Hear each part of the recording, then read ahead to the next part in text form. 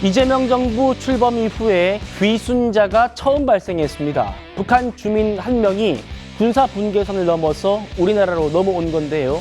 우리 군이 20시간에 걸친 작전 끝에 이 사람의 신병을 확보했다고 합니다. 들어보시죠. 우리 군은 어제 중서부 전선 비무장지대에서 북한 인원 1명의 신병을 확보하였습니다.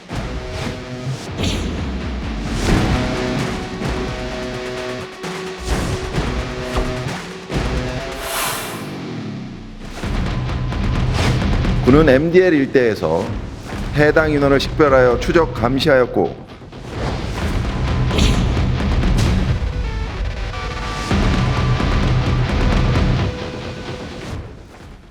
어제 군사 분계선에서 무슨 일이 있었는지 시간을 되돌려 보겠습니다.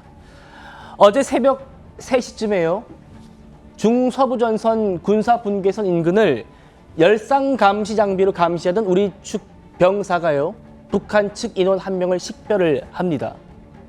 계속 그걸 감시하면서 봤더니 오후에 해가 떠 있을 때는 풀숲에 엎드린 채로 이렇게 숨어가지고 움직이질 않았고 밤이 되면은 조금씩 이동을 했다는 겁니다.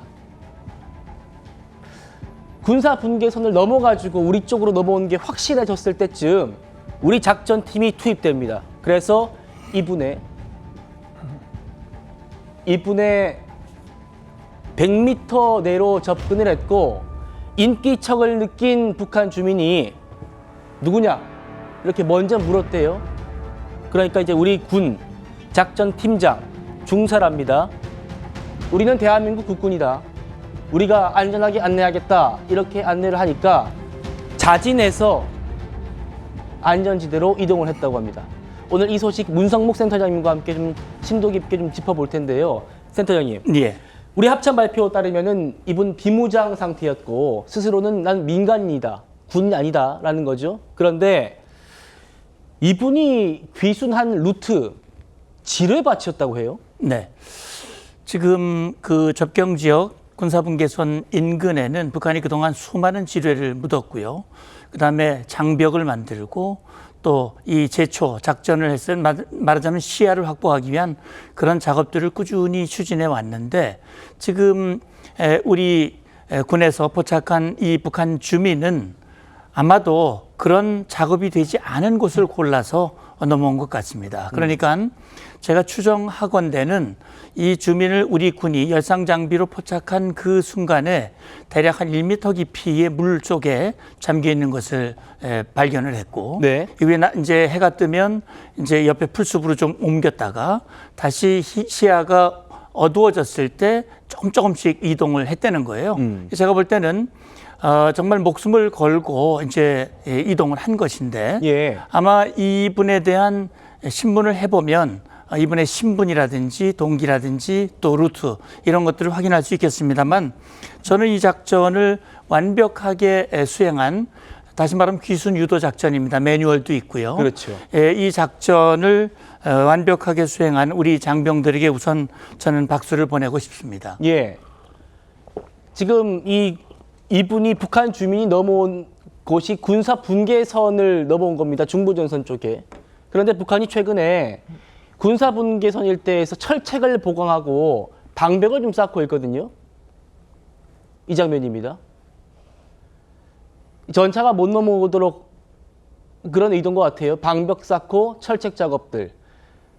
센터님, 그런데 그러면 이분이 지금 넘어온 길은 이런 작업을 하지 않는 곳이었겠네요. 예, 그렇죠. 그러니까 이분이 어느 정도 준비를 했는지, 이분이 어디에 거주하는 분인지 정확하게 알 수는 없겠습니다만 어쨌든 본인이 넘어오기 위한 여러 가지 준비들을 그동안 꾸준히 했을 거라고 보고요.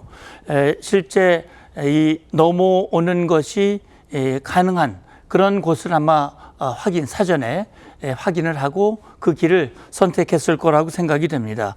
그러니까 지금 북한이 저런 방벽 작업 또 지뢰 이런 것들 작업을 해왔던 것은 뭐 우리 대한민국이 북한을 침략하는 걸 막기 위한 방어용이라기보다는 예. 북한의 군인이나 주민들이 남쪽으로 내려가지 못하도록 막기 위한 그런 일련의 이 조치라고 봐야 되는데 그렇군요. 그럼에도 불구하고 이 주민이 넘어왔다는 거거든요. 이걸 보면 아마 김정은이 그런 목적을 가지고 한다 하더라도 그걸 막기는 현실적으로 매우 어렵다라고 하는 한 단면을 보여주고 있습니다. 예. 차정 교수님. 네. 우리 병사가 이 열상 감시 장비로 딱 처음 포착을 했다는 겁니다. 아주 경계 근무 잘 선 거예요. 그리고 최초에 식별하고 나서부터 DMZ 빠져나오기까지 야간 작전팀 팀장 중사도 아주 든든하게 이렇게 했고 20시간 가량 작전이 이어졌고 아주 성공적으로 지금 끝났습니다. 우리 센터장님도 완벽했다 이렇게 또 평가해 주셨는데 잘한 것 같습니다. 예, 잘한 거죠. 그러니까 열상 카메라로 포착되는 것이 사람일 수도 있는데 예를 들면 멧돼지 같은 그런 동물들 같은 경우도 있을 수 있거든요. 그럴 경우에는 상당히 그러니까 헷갈릴 수가 있는 것이죠. 그러니까 이 지금 기순자 같은 경우는 뭐 지금 포착이 되고 난 뒤에 낮 시간 동안 움직이지 않고 계속 누워 있으니까 이런 경우는 도대체 뭘까? 아마 상당히 우리 그 감시하는 병사들 입장에서는 상당히 좀 헷갈렸을 거예요. 그런데도 끈기 있게 관찰을 해서 기순이나 이런 다른 목적으로 지금 군사 분계선을 넘어설 가능성이 높다. 그래서 아마 예의주시하고 있다가 군사 분계선을 넘는 순간에 아마 출동을 한 것 같은데요. 예. 저는 개인적으로 북한 비무장지대를 가본 적이 있습니다. 제가 1998년도에 그 금강산 관광이 첫 번째 열렸을 때 당시 해금강이 열렸었거든요. 근데 해금강은 그때 그 북한 측 비무장지대를 통해서 들어가야 돼요. 근데 제가 통일부 출입 기자였기 때문에 제가 첫 배를 타고 갔고 그래서 북한 쪽에서 준비가 되지 않은 상태에서 우리 취재진들한테 북한의 비무장지대를 열어준 적이 있어요. 그래서 제가 가서 봤는데 예. 제가 느꼈던 점은 그거예요. 제가 군대 생활을 했던 그 경험을 봤을 때 참호의 구조나 초소의 위치를 봤을 때 남쪽을 경계하는 것이 아니라 북쪽을 되게 더 경계하는 모양 형태로 비무장지대가 구성되어 있다. 그게 제 눈에 상당히 좀 독특했거든요.